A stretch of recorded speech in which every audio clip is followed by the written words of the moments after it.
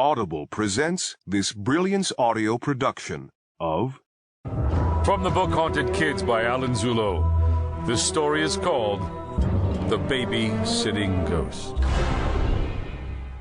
Kay Lindquist loved to babysit. The bubbly 14-year-old was one of the most popular sitters in her neighborhood. Kay loved to get down on the floor with the toddlers and play games and read them bedtime stories. And if the kids were really good, she'd let them stay up an extra half hour, as long as they didn't tell their parents. Every babysitting job was pretty much the same, pleasant and uneventful. That is, until the night she went to sit for Tom and Anna Ward, who lived a couple of blocks away. Kay was a last-minute replacement for the regular sitter, an older teenager who was sick. The Wards were a little concerned because it would be the first time they had ever left their 6-month-old son Chad in the care of such a young sitter. After showing Kay the baby's room where Chad was sleeping peacefully in his crib, Mrs. Ward said, "We'll be home pretty late because we'll be at the theater and then at a party afterward.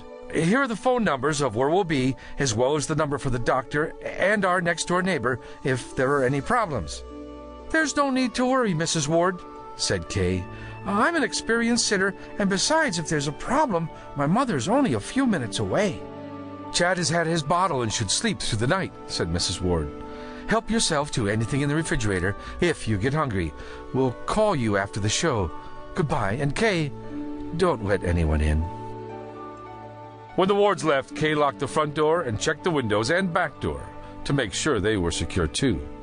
Then, like most sitters in a new house, she took a quick tour of the home. It was a small one-story house with a living room, dining room, kitchen, 2 bedrooms, and 1 bath. A typical house in that neighborhood.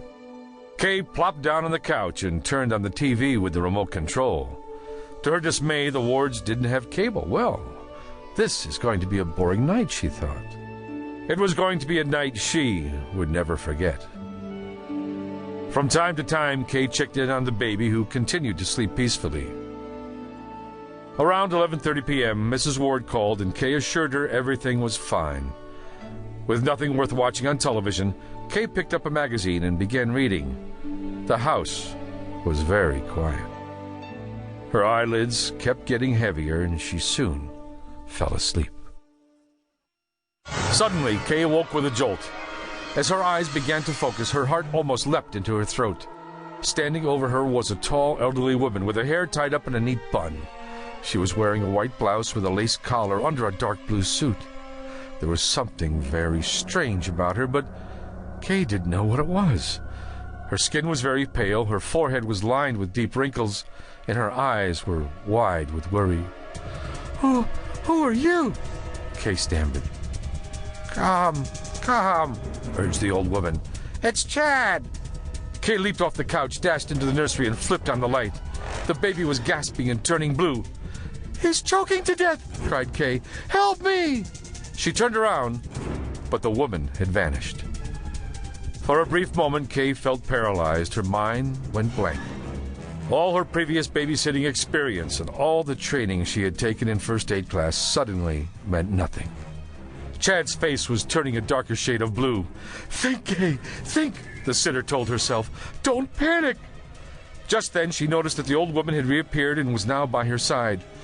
"Rest his stomach on your left arm so his head is hanging down," the woman instructed Kay. "There's something stuck in his throat. Reach inside and get it out."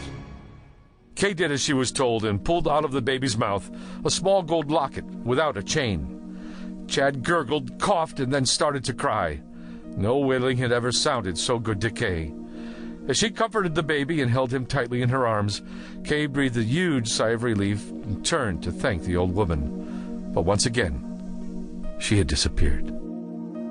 After Chad had calmed down and gone back to sleep, Kay tiptoed out of the nursery and into the living room.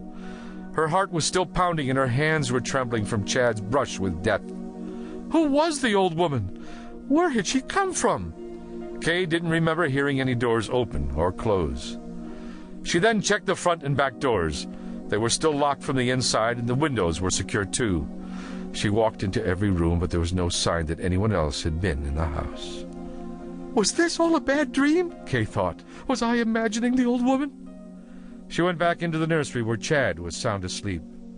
Maybe none of this happened. Maybe...